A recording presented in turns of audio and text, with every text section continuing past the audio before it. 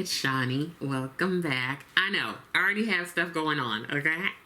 So I tried to do a video earlier, but there was like no sound, so here we are. I am using the Glaminatrix Cosmetics Glamorous palette because I feel like I haven't used it in a while. And so far I've used Curls and Tempting. I think those are the only two shades that I've used. Yeah. So let's just go ahead and keep going with this look. And while we're doing that, I'm going to tell you some news. I'm like, what story do I want to tell you first?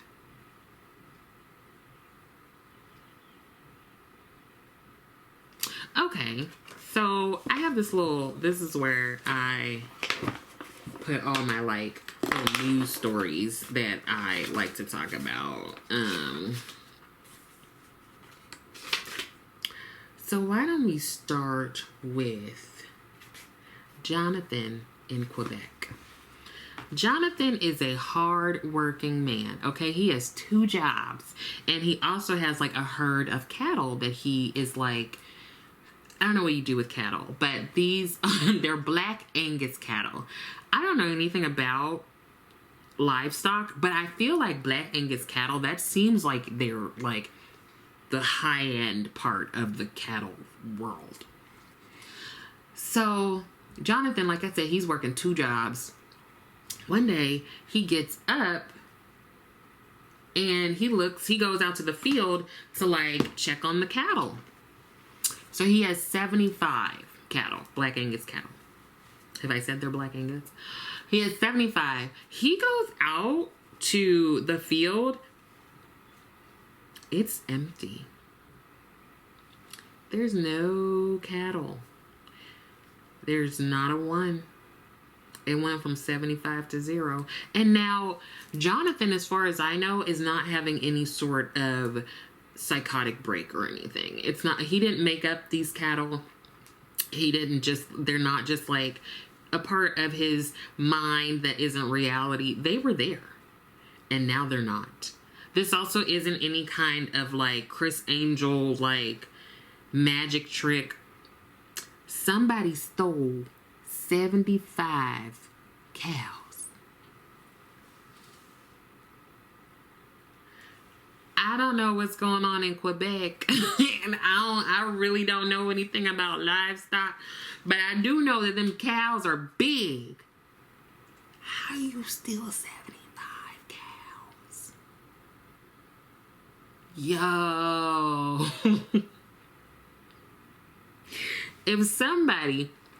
If I was a 911 operator, is it 911 in Quebec? I'm not sure. If I was an emergency whatever operator and somebody called talking about, I went outside and all 75 of my cows are gone, I would be like, stop playing on my phone.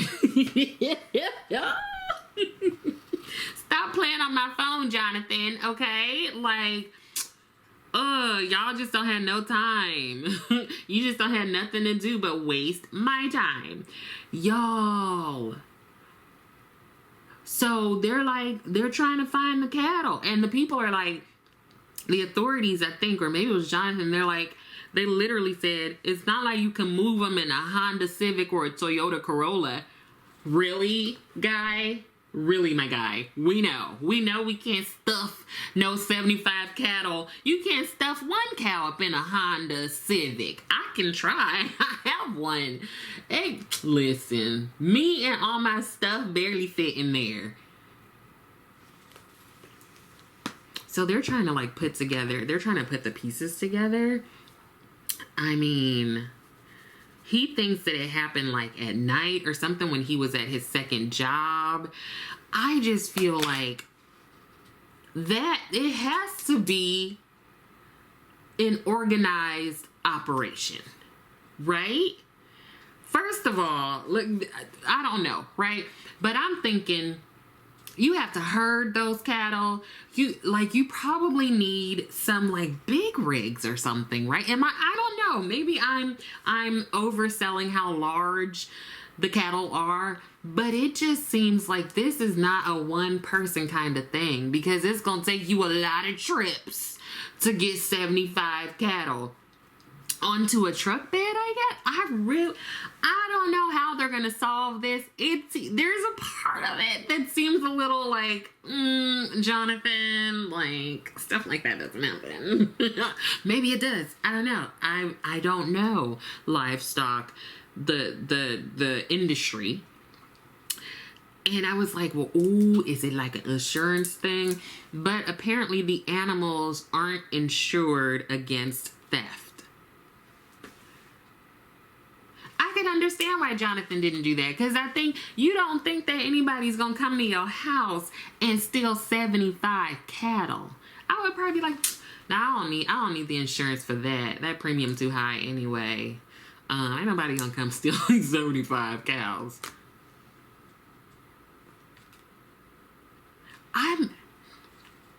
I'm flabbergasted. I'm flabbergasted because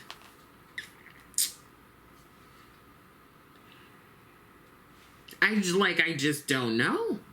I just don't know. I'm gonna go into Belle and also probably Generous. Like, I read the story and I'm like, I don't quite understand. Like, I don't understand. What do you mean? What do you mean your 75 cattle are gone? Like, I don't know what Jonathan's gonna do. He's over here working 2 jobs to try to like take care of these animals. And then he comes home. He's probably tired, resting. And then he just pops up to go outside and check on this herd. And they're all gone. I would have honestly thought that I was losing my mind. I would have. That would have been, my first thought would not have been someone stole them. My first thought is, I need to call my therapist because something's not okay. And I like, where are you going to look for them? They can't hide under a bushel or under a bush. Like,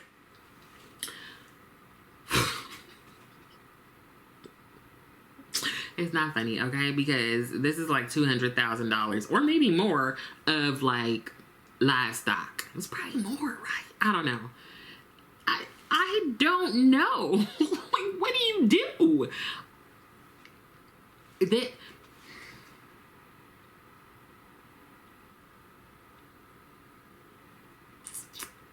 No, I really don't know. I wouldn't even know what to tell him. I would just be like, sir, I've never in my entire career heard anything like this. We gonna try to help you, I guess. Like, they are probably driving those animals right out to like the US.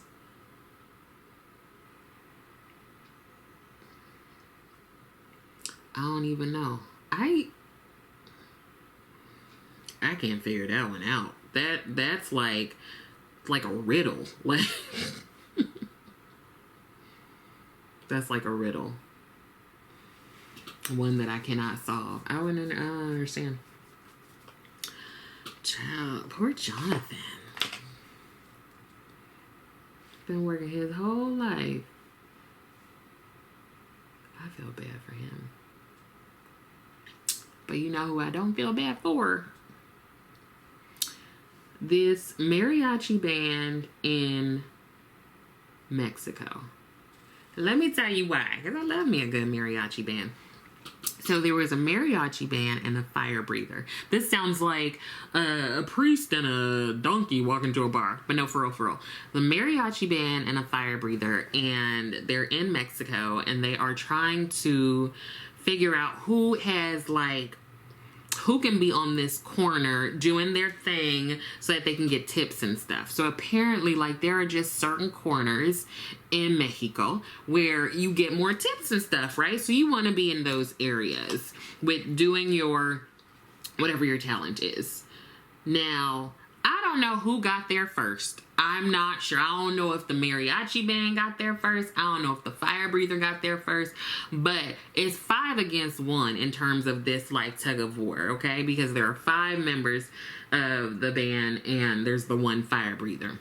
I feel like my family, we knew a fire breather guy from Trinidad. Basel, I think was in there. Or did he do Still? Anyway, so somehow or another, the fire breather is like running away all of a sudden. This is all on CCTV. Fire breather is running away, words, and one of the mariachi band members is chasing him. And he catches him, puts him in a headlock. This is all on camera. And is just like punching him. Okay? So then all of a sudden, all the mariachi band members gang up on this one dude, which is so wrong. So it's 5 against 1. And it's just not looking good for the fire breather. And the thing is, no one knows how this argument started. We just have the video, the CCTV of the incident. Nobody knows how it started. Who said what? We don't know.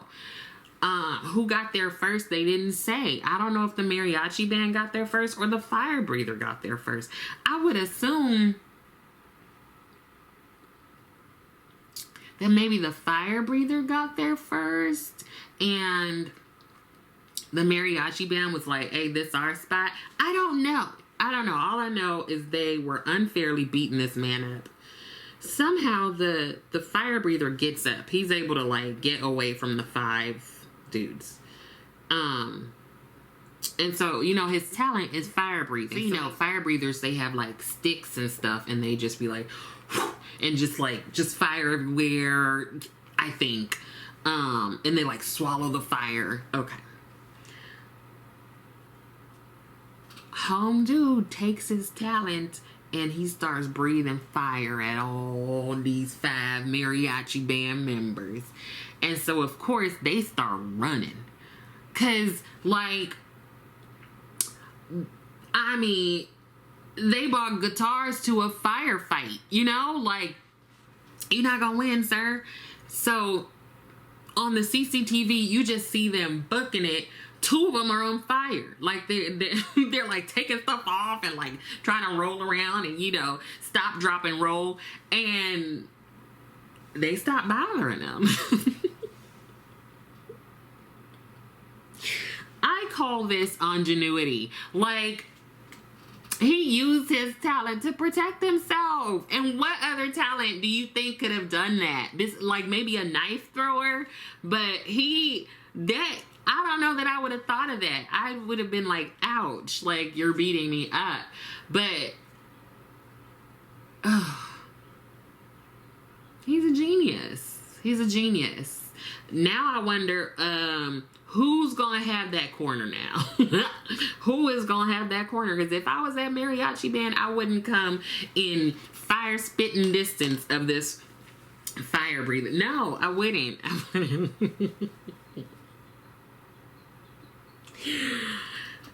You know what? I'm on his side. They shouldn't have been beating this man up. Or I don't know. I don't know if he said something to him real nasty, but they did gang up on him. You know, there had to be something. I feel like, what's the rest of the story? What did this man say to these men? If anything. Because how you just gonna...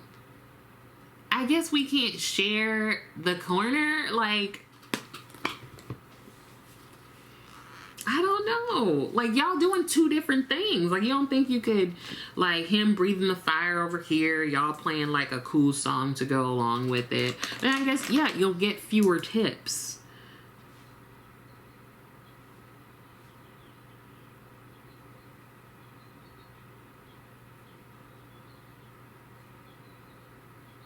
Oh.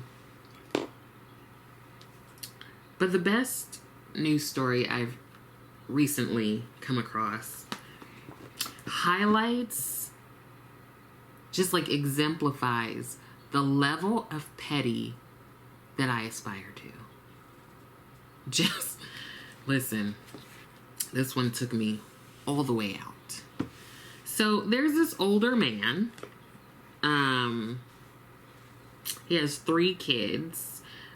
2 sons and a daughter who are like adults. They're adults. They have adult children, blah, blah, blah. So you've got this family of the grandfather, the 3 siblings, and their kids. So the grandfather's grandchildren, right? what am I doing? Let me put on some foundation. This is the, excuse me, Makeup Forever HD Skin Hydra Glow. And this is in the shade 4 and 68.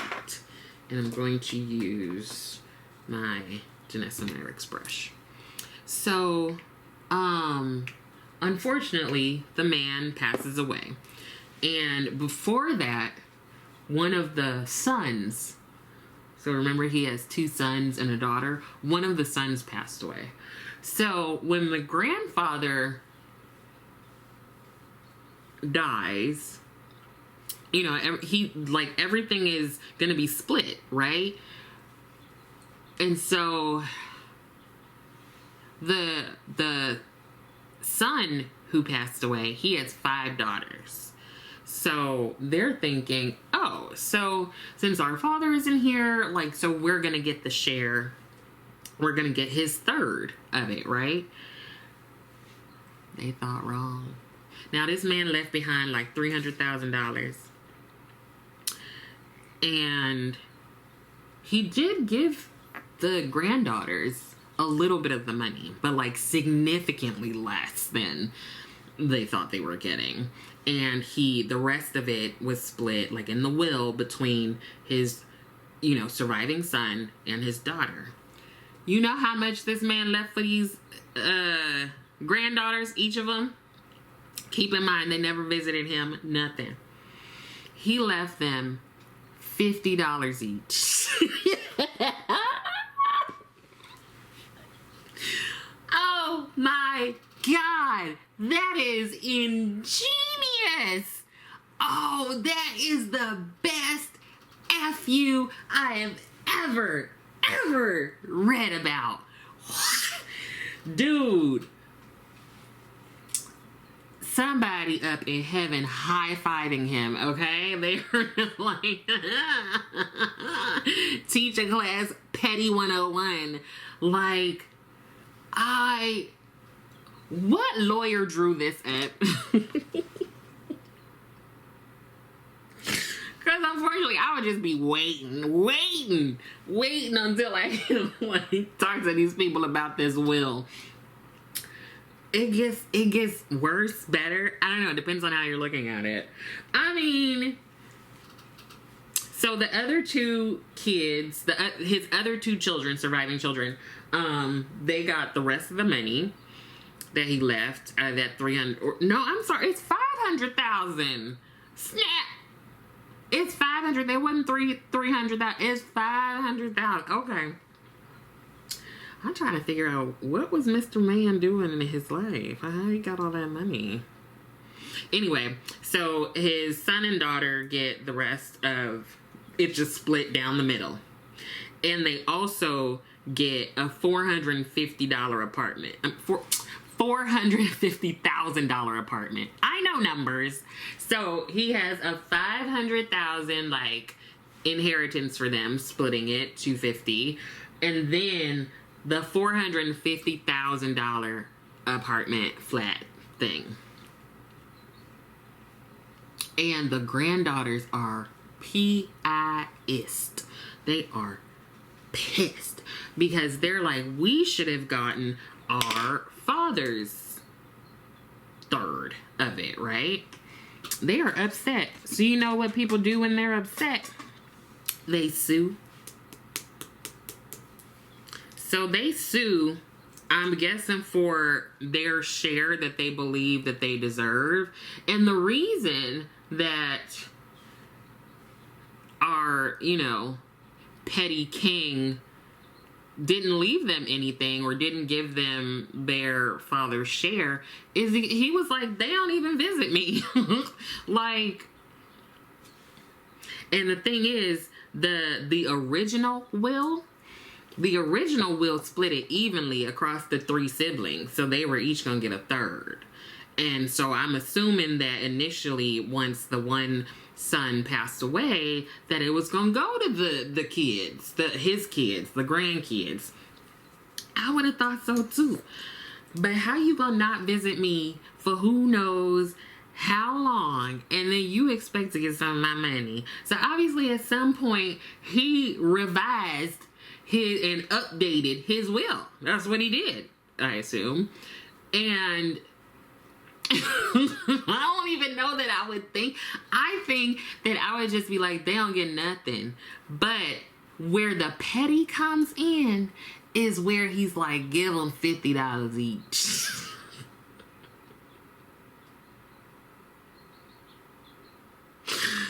Wait, that's like $250. I would be like, I don't even want it. I don't want it, okay? Like, cause this is like his middle finger is up. Middle finger's up, okay?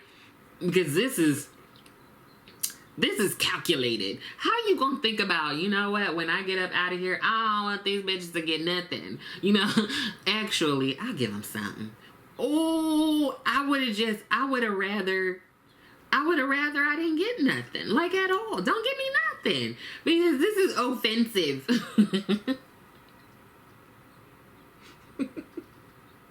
Oh wait, I forgot to tell you how much better / worse it gets.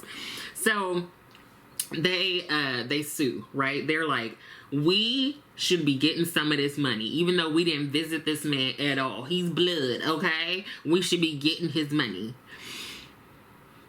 They have been ordered to pay $220,000 for the legal fees between themselves and their aunt and uncle. So they have to pay their own legal fees, plus the legal fees of their aunt and uncle.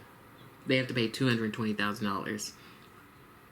On top of another $86,000. I don't even remember what that is for.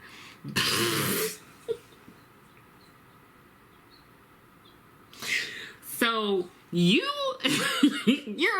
that $50 that each of y'all got, that's not gonna cover. Like, you're in a worse position. How do you make it worse? This is how you do it. So they have to pay like $300,000. Like, was it worth it? This is the best. Like, go visit your family. Listen, they walked up in there like, he was supposed to give us a third of that our father was supposed to have. We're his surviving kids, so we should get his check. Grandpa was like, I bet you not. Oh my God, imagine holding on to that, knowing you about to check out of here. Imagine holding on to that and just being like, I can't wait for them to read this. Wait a minute. And then they made it worse. Like, first of all, now y'all all up in the news and we know you didn't visit your grandfather. You didn't visit him, but now you want his money. So now we already know that, okay? Not only that, but you went ahead and you sued your aunt and uncle, okay? Not only that, but you lost. So that little $250 that you just got, that's not gonna be nothing against this $306,000, like $306,000, okay? That's not gonna do anything. That's not even the interest, girl. So y'all went from having between you like $250 to now having to pay $306,000. Like, now I'm for real not gonna talk to my family. They should, you know what? They should have just took the $50 and just been like, oh, he's shady as F. He just real shady. Okay, I see how it is. You should have just took the $50.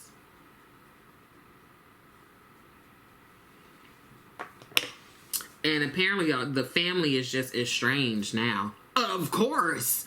Like, first of all, you just sued me for money that you don't deserve. And then on the sister side, I gotta pay y'all $300,000.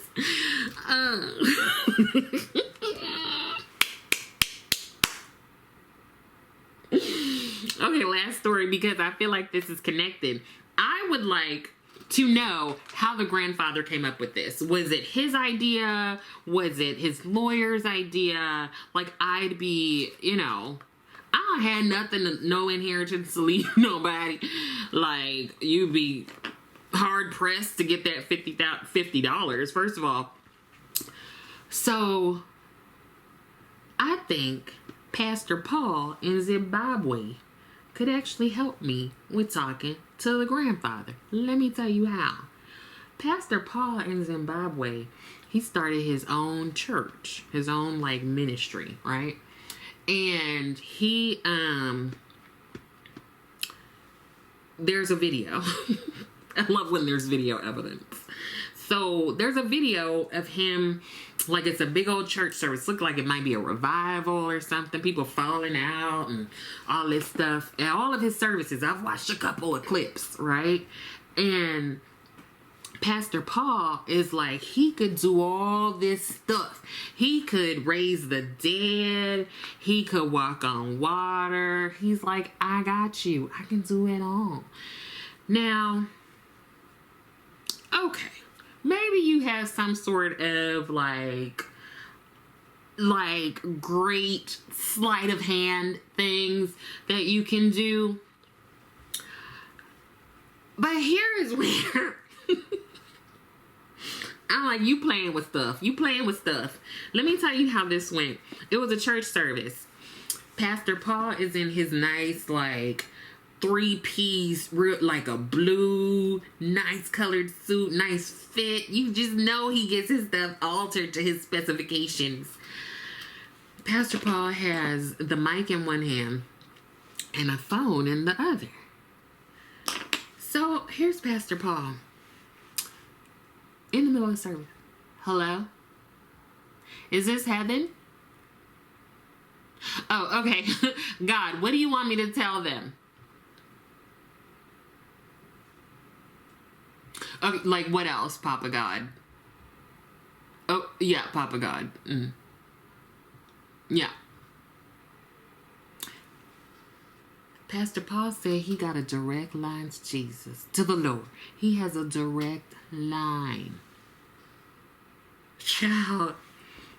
You know what? Just like the breastfeeding pastor, I would have questions, okay?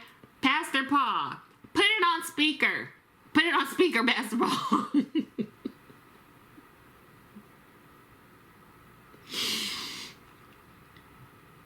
Let me talk to the grandfather of them kids, the one who gave them $50 each. Like, I have a list of people I would like to just check in on. Like, I would just, no. I'd be like, give me your phone. Let me see. Tell me what he has, what he has to say to me. I just couldn't. I couldn't. People be playing with stuff too much. What I wish had happened is that his phone started ringing. You know when people be pretending that somebody's on the phone and then it starts ringing? That's what I wish had happened. And why you not holding the mic towards the phone so we could all hear? We could all hear the Lord speaking to us. Like, we don't have to have a messenger, right? You could just put it up to the mic and let us all hear. What's his phone number? Like, can I call him? Does he have an iPhone? Okay, because then we could do iMessage and not be running up data and stuff. Like, I just feel like you couldn't. No.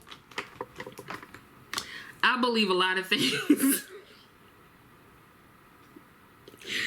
I would need some evidence. I need some evidence, okay? Like, I'm not calling you a liar, Pastor Paul, but I'm also not calling you a liar. Like, I'm just imagining this man sitting in his office. His office is like by the den or something.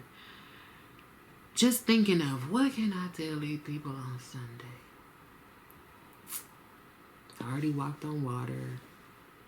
already raised that person from the dead. Like, you doing too much. Pastor Paul, you should have chose one. You should have chose one. Because the fact that you're doing all this stuff, it makes me even less likely to believe. Not that I didn't believe any of it, okay? But it makes me less likely. I'm not saying miracles don't happen. What I am saying is I'm calling bull on Pastor Paul having the Lord's phone number. Because how you not going to share it? Like, I guess he only wants to talk to you. Like, he don't want to talk to nobody else. Like, and out of all the billions of people, you have his number. That's what he decided to call. I'm just... Listen. I would imagine...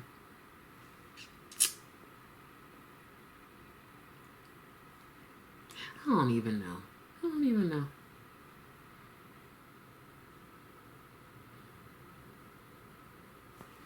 Did he think no one would, like, question it? I guess not. Just...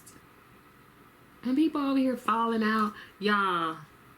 They might say it was false prophets and stuff. This man is not on the phone to God. I wonder if he ran this by his deacons. Like, it's just like... Don't be playing around with stuff within the spiritual realm.